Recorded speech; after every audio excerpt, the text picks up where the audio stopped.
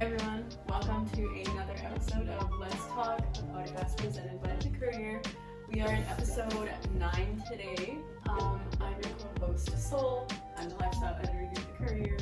And I'm the managing editor, or I'm David. I'm the managing editor here at The Courier. So we're going to talk about journalists in Mexico and what the environment is like for reporting there, or rather how violent that environment is for reporters and journalists, and not just for Americans, but also Mexican journalists from the country. We're just going to chat about that. We were going to do another topic, but Nathan, actually, our advisor for The Courier, he kind of put in our chat yesterday, and it was an article by the New York Times, and they kind of talked about the dangers and like the recent deaths that have been happening, where journalists are literally just being killed in Mexico. Yeah. Mexican journalists and American journalists, and when I saw that, I was like, yo, we have to at least talk about this for an episode. Just because I feel like I was just telling you, I don't really hear much about that. I mean, it's just it's kind of so. Maybe it's just because it's such a normal thing. Yeah. That happens. So it's something that it's so commonplace. It's well, what can you say that's new from when it really started? Right. Because it said 2006, I think. 2006. Yeah. It was where it really started becoming more of a serious issue. Right. Yeah. So do you want to just get right into the actual death that happened recently, or? Yeah. Do you want to talk a little bit about that? There's a lot of deaths that I think we should cover. There's two other ones that I wanted to talk about. That were very graphic in Mexico that happened actually earlier this year in July. So if you want to start off with are you talking about the one from the New York Times? Yeah, the New York Times one. If you can start that one off. So do you remember his name by any chance, or is it just? His name is here. Yeah, just so I get it right. His name is here. Yeah, so this was an article from the New York Times that was published recently. That it was sent to our group chat for The Courier, and I think what you were saying before about how it's not something that you really hear all the time, just because of how common it is. But I mean, it's just I guess the whole idea is that when you think of dangerous places for journalists to go, it's usually the Middle East because of the war on terror, right. Or any other third world country where there's potentially some conflict where journalists even in Ukraine right now, there's a lot of journalists out there right now. Right when it started, there was people going out there to report what was going on, but consistently it's always Mexico. It's the most dangerous place for journalists. Did you have the article? So the most recent one that they touched, so this New York Times article touched on several different that have happened since 2017, graphic deaths on Mexican journalists specifically, but the most recent one is this journalist named Gomez Leiva. It literally just says here, it's crazy. It says, Leiva was driving home from his broadcast when two men on a motorcycle opened fire on his car. The anchor, he actually survived, but he's he's down bad. He's down bad. Of course, expected. Yeah. But he only survived because the car that he was driving in was equipped with bulletproof windows. Oh. Yeah, and that was a precaution that journalists take when they're out on the field doing work there, because they know that they're probably going to be encountering danger at some point. Yeah. Which is crazy. Imagine if we were all taught in our journalism class now, hey, remember to wear your bulletproof vest if you're gonna go interview someone, which is insane to think about. Yeah. This article though touches on a lot of deaths. It's really sad. Yeah, I mean, what I was saying about the Middle East, I know over there, I think just because there was there was a war going on, there was more precautions in place for American journalists, that I don't know, were you there that last semester when the LA Times reporter came in? He was talking about his time, how they have a hotel, and if he wants to go to the convenience store, he has to have two guards go down with him. Right. Whereas with Mexico, I think because unfortunately with like especially with the cartel where like they kind of like run the country, it's so hard to like have proper precautions in place and security for journalists, not even just American journalists but just like Mexican journalists who are simply reporting on local news. And then it's like anything could happen really. Exactly. This kind of like also goes back to the previous episode we did on the fentanyl crisis in the US, because we did touch on like the fact that a lot of the synthetic fentanyl that's causing overdoses is coming from the southern border, from the Mexican border. So it kind of like goes back onto like the war on drugs. Like you said, like the cartel literally runs like all of Mexico, which is so sad. But I know it's like the Sinaloa cartel, and like even in where is it, Nayarit, there's a big presence of like that, like it's either their way or like the highway pretty much. And they don't want anyone like hanging out their dirty laundry or like basically exposing them and like shedding light on the truth for the people. And that's why those journalists are being attacked. Some of them, even American journalists, like not only in Mexico but other countries, like they'll go in hopes to, write a story that's going to change a society or change the way people are living, and they just never come back. They will never come back, and it's like so sad to think about. But one of them that I wanted to talk about was this Mexican journalist named Luis Martin Sanchez. His body was found in Nayarit with, it was a very graphic murder that the cartel had committed on this journalist. And basically it was like two giant signs, and authorities will not like say what was written on them, but it was like a warning. On the body? Yeah, two signs placed on the dead body, like, and it was basically like a warning written out on the signs to like, hey, all journalists, like, this is what will happen to you if you fuck with us, And it's literally insane. Like right now I was reading that, I was like, holy shit, like, it's so sad. It really is. No, the cartel, like, I remember, I think it was a few years ago, there was a video floating around where it was a torture video of the cartel, where like it's really graphic if you find it, but it's like the guy's face was really like ripped off. Oh my god. So you see like the underneath of his face, and then like I just remember that video because like in the background you hear them listening to Funky Town, the song.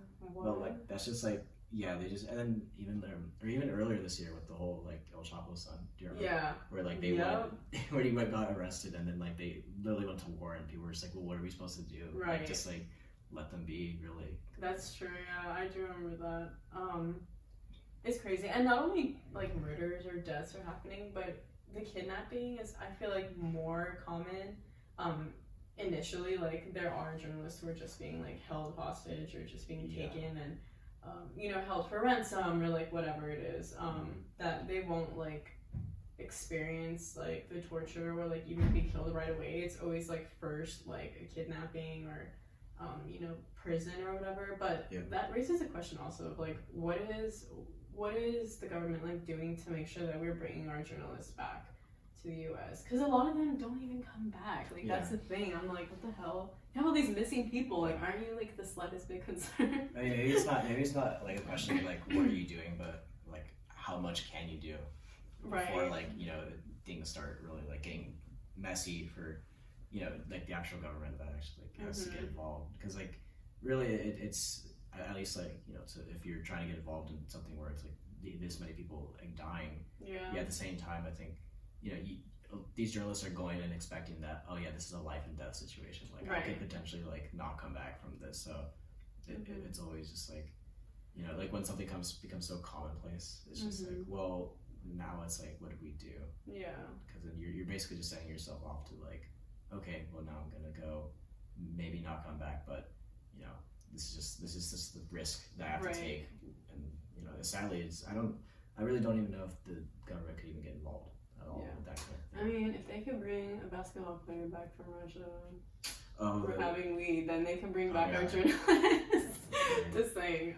Wasn't the guy that they swapped for like the that one movie. Yeah. Nicolas Cage one. Yeah, exactly. Lord of War. Yeah. It's like, come on, y'all. But I mean, the scary part is also like, we do learn, like, you and I are journalist students, Yeah. we're, you know, aspiring journalists, but even now, like, while we're learning and we're in like journalism class and we're really in touch with communication, like learning Yeah. how that works, I first heard about like how dangerous it is to be a journalist when I got to PCC, because yeah. I didn't realize, like, I knew it was like, oh, like you have to be careful, or like, I had like an idea, but I didn't know like the severity of like, if you choose to, you know, follow like your gut and write this story or complete this story or like complete this investigation, like, you know, whatever it is, like you're risking yourself, you know. Yeah.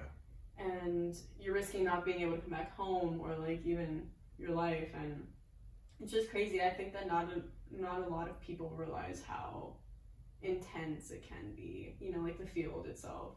Yeah, what you said about, like, you know, not knowing until like come to PCC, because like I think my idea was just like, oh yeah, the war on terror is probably like really bad for journalists, whereas like, and then I obviously I knew like how bad Mexico was with like the whole cartel business, but I think what was most surprising was just finding out that Mexico is worse than the war on terror is for journalists. Like, it's more dangerous. There's a higher risk of death than over there, which like you would think like an ongoing war would be more threatening, and yet no, it's just, you know, rampant violence that's like either organized or not, like just always like around the corner. Yeah, and it's really sad, you know, it is really sad because we're both aspiring journalists, and I'm a student journalist and I'm also Mexican, so yeah, same. It's like it sucks, you know, because it's like, damn, it kind of just like hits a little closer to home for me, because like there was even one point where I grew up, like I spent a lot of my childhood in Mexico, like my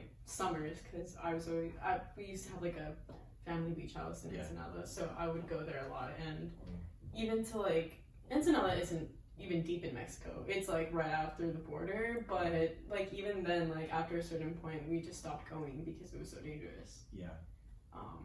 And to know that like what I want to do in life is like probably one of the most, if not the most, like dangerous job to have in Mexico right now at this point, you know. So it sucks, and it's a little it's sad, you know, but that's the reality of it. And I feel like there's not really, it has progressively gotten more and more dangerous, you know, by the years. Like no problems for like, or there's no solutions to like it actually occurring. It's just like one of those things that's just like, well, it happens, but even for like journalists, like there's that whole meme of like, oh, like the highest reward in journalists is like getting killed by the CIA, but like and really like it's like the most dangerous thing is just like getting killed by some random you know criminal in Mexico.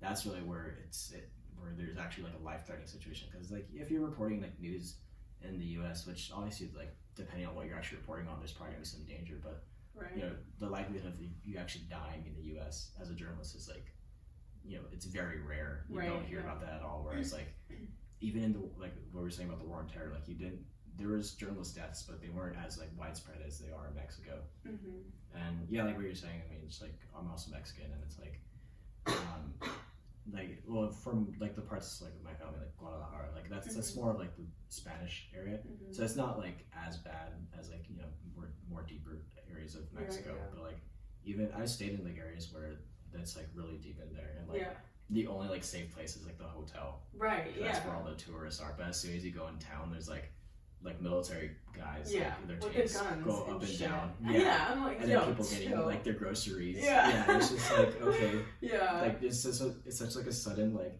and it's not even like a gradual thing, like it's right after you get out of the airport, it's there, it's like, Jesus Christ. And it's not even like it's like, oh, this is being a little too much or exaggerating, like it is necessary for that, like it is absolutely necessary, because it's very, you know, it's just, you never know when it could happen. And you never know who they're gonna target. Like you said, like people getting groceries, for all you know, they could fucking grenade that shit while you're shopping, like straight up. I do know that most of the problem in Mexico is that like not only is there not justice being served to those journalists who have been affected by like the cartel or have been kidnapped or whatever it is. There's just not any like follow through with investigations, with criminal investigations, because it's not really a priority for like them. And then you never really hear about it either. Like it's not like, I mean, I'm surprised that the New York Times even did a story like as in depth as they did with this one, just because usually with these deaths, it's like, okay, well, what is there to say? It's just they died. Right, which is happens same more old, often. really. Yeah. At least like, you know, in their perspective. So it's just like, well, and I think also because it's over, you know, it's over borders, so it's harder to get information and just that's actually clear and is helpful to like whether it's an investigation or even just getting closure for like the family. It's like, oh, this is someone that really died. It's just like, yeah, he just died.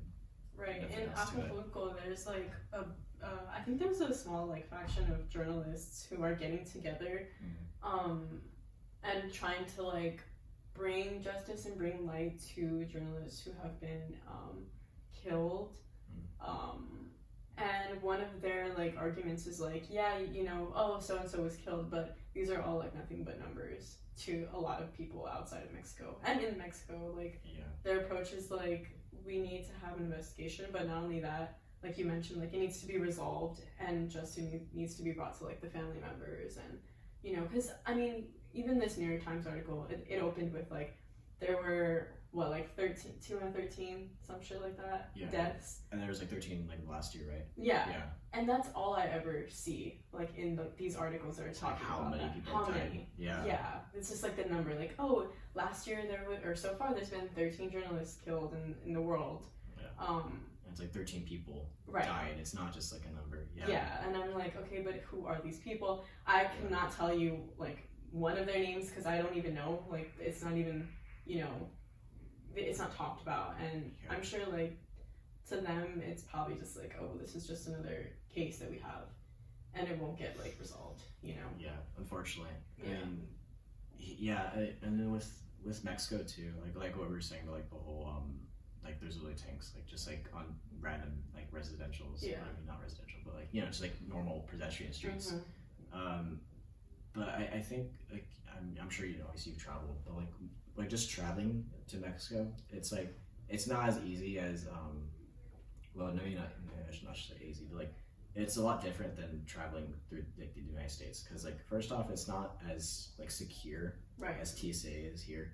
Like they barely even check your bags. Like it's just like you go through and then you're like out faster, and like when you're actually getting your passport checked and all that stuff, like there's no phones in the area, you can't take photos or anything like that, so it's like, and the protection is just like not the best. No, it like, really is like, it looks like a tax, like when you do your taxes, like you go in and like you like get like a desk and then you're out. Right, it's not the best, and it almost makes me like unconfident. And like if I was screwed in Mexico, I was asked out, like where would I go for help? Honestly, I would not go to the fucking cops, because they do not give a fuck. Like I remember my mom was telling me a story, like one of her family members, not too long ago actually, like they were in Mexico and the cops like stopped them. This also happened to another one of my close friends, personally, like this happened to her, but they're driving whatever, and you know, they had their California license plate because they drove to Mexico past the border.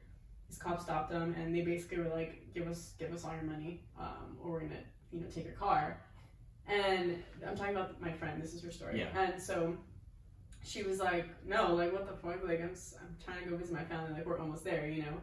And they're like, no, like give us all your money. So they literally had to give the cops like basically robbed them and then took off. They left them with nothing but just the car, all their food, they took it, all their clothes, all their cards, their wallets, they took up. Were they actual cops, or is it just like masquerading? They were cops. Oh, they were for real? There was like, they were cops, And so my friend was like, I'm literally in Mexico, they took all my shit, like what's good? No, it's so like the process of like going to Mexico, like right, like what I was saying at the airport, like right when you get through the actual like clearing and everything, there's like different desks for like different things. So it's like the actual like taxi service, and then they have like the brochures, like, oh, like take a tour here, take a tour there, and they're really like, there's no distinction, there's no like sign or anything. It's just like you kind of have to guess like, okay, which side is it today? Yeah. And then eventually some guy will be like, no, you don't go to that person. And then the other person will say the exact same thing. And Yeah. it's like, what's even going on? And it's so Right. easy to get your money, like Yeah. for them to get your money. Like, Oh yeah. just like either overpricing like their services or just like whatever. It's Robbing you in the or middle robbing of the you. fucking Yeah. street. Yeah. Like, It's like, okay, sure. so dude. that's another issue too. Is like I know that a lot of Yeah. shit there like totally flies. Like anything kind of goes type of attitude. There's not really much like. Whereas here it's like, oh my god, I'm in danger. I'm gonna call 911. Yeah. Or let's get the cops here. Like something is going down. It's not like that's not really like the culture out there. It's just kind of like, well, Yeah. it is what it is. Like fuck it, you know. Yeah. Which is probably why it's like how it is with journalists, because it's just Exactly, like, yeah. It's like, well, who cares? Right, yeah. And who do you call like for help, you know? As some like I'm sure for Mexican journalists, they are probably aware of these things because that they live there, you know, Yeah. and it is part of the culture. Like if you grow up there and that's just it is what it is kind of thing. Like this is here and there's a presence here, you know, and it's just you have to kind of deal with it. But Yeah. here, like for American journalists who go over, I'm sure it's a huge like what the fuck is going on, you know? I mean, and that's like, I think it's probably why you don't even really hear many stories of like, Yeah. like, or at least like American stories where the journalists are going to Mexico and actually, you know, they have like the whole services like set up and everything, so then they could be like in there safely and then come out, Mm-hmm. you know, on the other side. But, and usually with these like kind of like international reporters, I do notice that it's people that have been doing it for years. It's not like they just like send anyone. It's like, you know, whenever they want. Like that one LA Times reporter that came to talk to us that one time, he was saying that like they're literally just like, hey, you want to go to the Middle East? It's like, Mm-hmm. sure, because they have that like the right precautions to like do that. Whereas with like Mexico and even other like South American countries or just like, you know, third world countries where there's a lot of violence happening, they tend to, you know, be more involved. Like they're there for 10 years. They're, you know, and obviously like going back and forth, but like, you know, they've been reporting there for 10 years or Right. 15 years to the point where like they know the locals enough, Yeah. and so they know how to get their way around. Like, Right. Yeah. I remember reading a story. This was like, I think it was National Geographic. This is before like they started doing like their AI Mm-hmm. writers or stuff. But this guy was saying how like a journalist had been killed, and he was explaining this story about how like he knows who killed him Oh, because he knew the guy personally, but he was like, I can't really do much because it's like that's like the authorities' thing to handle. Right. If they Yeah. even handle it, but it's like, yeah, I know who killed him, but it's like, what am I supposed to do? Wow, that's crazy. I'm sure that's like also a real issue too. Is like, and a lot of it as well. Like, and this is probably not only Mexico. This is in other countries as well. Is like, Yeah. the people are scared of their own, like, I guess protection or their own like government too. Like, I feel Yeah. like even if they did have information to like help those journalists get justice, they would be too scared to even speak up. Yeah. You know? Especially with things like the power like the cartel in Mexico. You just don't fuck with those guys. Like, it's not gonna happen. And it varies from state to state in Mexico. Yeah. Because like there are states, and it's not like Mexico is like this like dangerous place all around. Like there are definitely places where you could go there and it's like, oh, I had a good time, or like, oh, Cancun. I saw this. Yeah. Cabo San Lucas. Yeah. Yeah, but those are really touristy places. But even then, Exactly, if you like yeah. step like a little bit outside, then Yeah. you're gonna like some shit's gonna happen. Just don't go out of your resorts. Like, I'm just kidding. Yeah, There are nice places. Like, there are. even in Ensenada, like it was definitely more on the chill side. Yeah. Whereas like Sinaloa is probably like reaching dangers. Like Yeah. it's very, you know, you Yeah. gotta be very fucking careful. But Ensenada was chill, and even then, like I saw the guys with their fucking big ass machine guns and Yeah. like The tanks tanks. It's chilling in crazy. the parking lots of like a restaurant, like Yeah. just passing by through residential neighborhoods, like constantly, like, you know, like around the clock kind of thing. Yeah, I mean the and then also with the places in Mexico where it's like more safe, they tend to be the areas that you really want to. I guess it's more like if you're ever going to tourist in Mexico, but like the places where you really want to be is like where the like cartel where you usually have their families. Just because they're not gonna mess around like Yucatan. That's really Yeah. like the area where like you won't hear like shit going down there because That's like true. and that's why people always say like, oh, I'm from Yucatan. They don't want to be like associated with like the Yeah. entirety of Mexico because like and it's so varied. It's like the United States because it's like every state is really like its own Right. Yeah. different culture, whether it's like more Spanish or more indigenous or Yeah.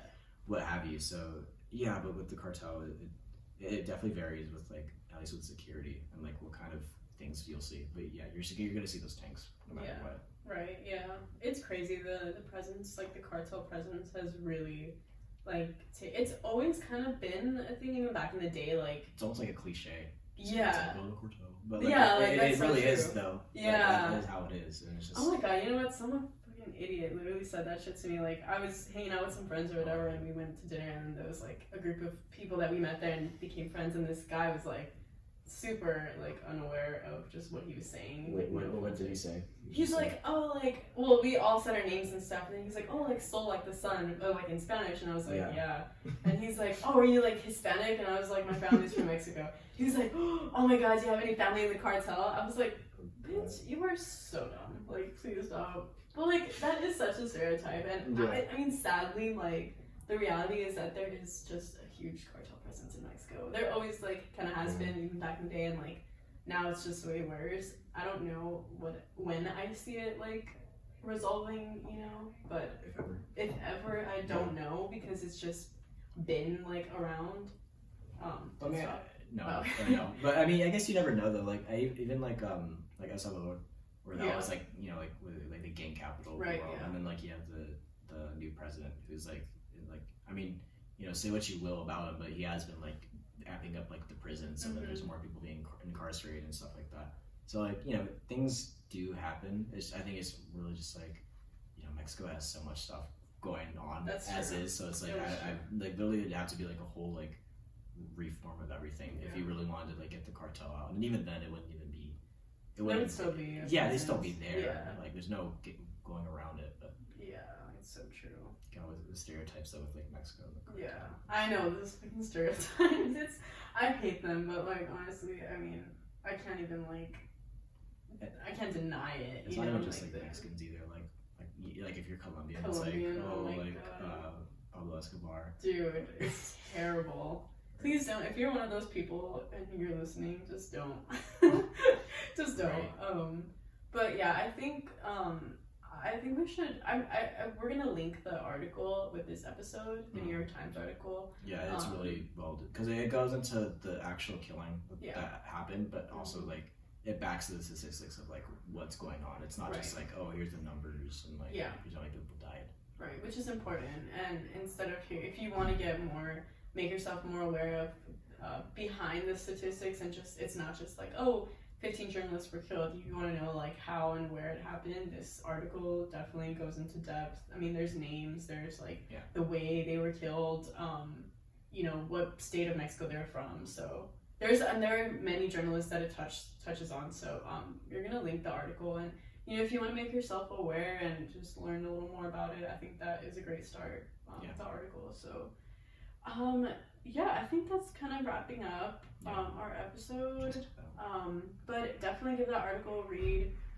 You can find a lot more articles. There's so many, even documentaries. There's so many documentaries on it.